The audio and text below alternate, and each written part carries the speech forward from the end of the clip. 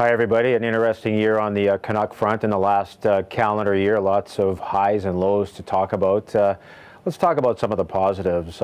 If you start in goal, I think the emergence of Corey Schneider as a bona fide starter in this league is one of the good news stories. I think those of us who saw him emerge last year, I can think of one key road trip in November when Roberto Luongo was nursing a bit of an injury. Corey went into Denver and pitched a shutout and then had another shutout the next night in Phoenix. And then the day before the Grey Cup here in Vancouver, made 42 saves in a rare win in San Jose. That spoke to me that we saw a guy who was finally able to handle a load and meet expectations on a nightly basis, and of course it played out in the playoffs where he was anointed the starter. Of course, signed the contract extension. The big thing now, we're hopeful there will be hockey in January, that the NHL owners and the Players Association will come to a new CBA agreement, and that will of course test Corey. We all expect that at some point management will pull the trigger on a Roberto Luongo trade, and the Canucks will maybe get some assets that they need, especially a third-line center position, perhaps a depth defenseman. But from Corey's perspective, there will be that pressure to be the guy. Personally, I think Corey has the perfect demeanor. His game is sound. He's proving it in Switzerland, where he's facing 40-plus shots every game and seems to be on top of it. So I think that's one of the real good news stories here, the goaltending situation, because I think you've got a guy locked up who can be your starter for several years. That does buy the Canucks some time with Eddie Lack, who's on a two-way contract, of course, playing with the Chicago Wolves this year.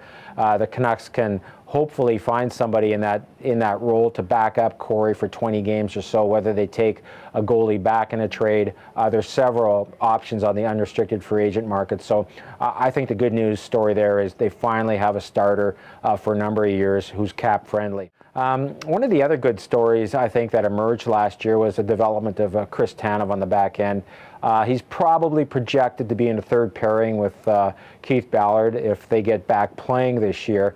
The thing that really impressed me about Tanev, and I saw him at Abbotsford earlier this year with the Chicago Wolves, that he always seems to be on the right side of the puck. His decisions are really smart. I can remember there was one power play that the Wolves had against the Abbotsford Heat where Chris was able to get back, take away the shooter, get over, knock the puck away, and the Wolves went away on another odd man rush. So he's paired with Kevin Connaughton there. He's getting ample ice time. So there's another real good development. When we look at the Ryan Kesler situation and trying to recover from a couple of off-season surgeries, I think one thing that we should always be mindful of is that they have a great versatility in a guy like Chris Higgins, who's in the last year of his contract. He may have to eat up some of those minutes as a second-line center, because Ryan Kesler could be out for months. When you're trying to recover from two surgeries on one side of the body, the shoulder and the wrist, it's an offsetting load. It's really hard to rehab an injury like that. So as much as the Canucks are hopeful that a kid like Jordan Schrader can finally meet expectations and perhaps help them out as a third-line center, and having options with Maxime Lapierre, Andrew Ebbett, and Manny Malhotra, I think it's going to be really important that the Canucks in a Roberto Luongo trade try to get some third-line center help. Tyler Bozak of the Maple Leafs has been mentioned a lot in a prospective trade. We'll have to see if that plays itself out. Power play, penalty kill, a lot of things went right last year. We know it didn't go right. Losing Daniel Sedin on March 21st to a concussion and missing a dozen games, the Canucks weren't ready to play the playoffs without him. They weren't mentally prepared to have a 30-goal scorer out of their lineup. And it really showed, obviously dropping the first two games at home here.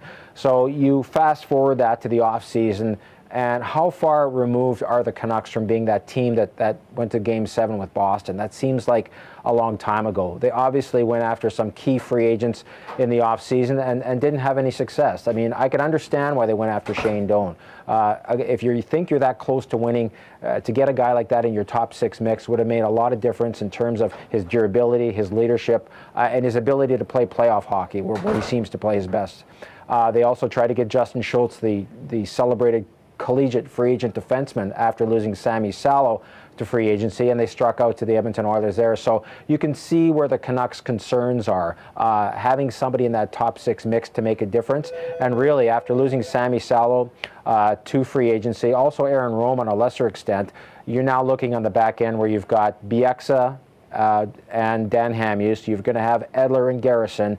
You're going to have Tanev and Ballard and Andrew Albert as your depth guy, but you're still going to need a number 8.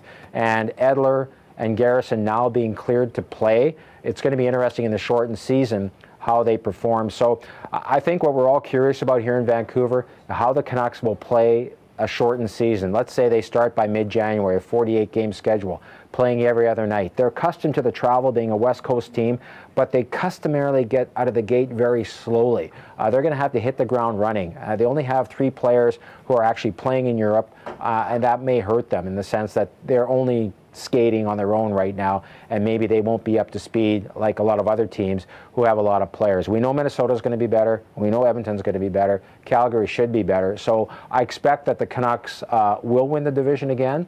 But even if they're in the number 3 seed, I'm not sure how far they're going to go in the playoffs. I think we have a team here that needs to make a couple of significant moves if it thinks it's going to win sooner than later, because they, as much as they do have some decent prospects on the back end, guys like Kevin Connaughton and Frankie Corrado, the Sudbury Wolves captain and junior, who's having a great year. Those players are a couple of years away from making an impact at this level. Same with Nicholas Jensen, who's playing over in Europe. He might make this team next year, but how much of an impact can he make as a 19 or 20-year-old player? So that window is closing on the Canucks, and I think we're all curious to see what they do here when they get back playing, because they need to make a couple of significant moves, especially with the Roberto Luongo situation, because the division's getting tougher, and getting back to the Stanley Cup final is going to be even tougher than it was before.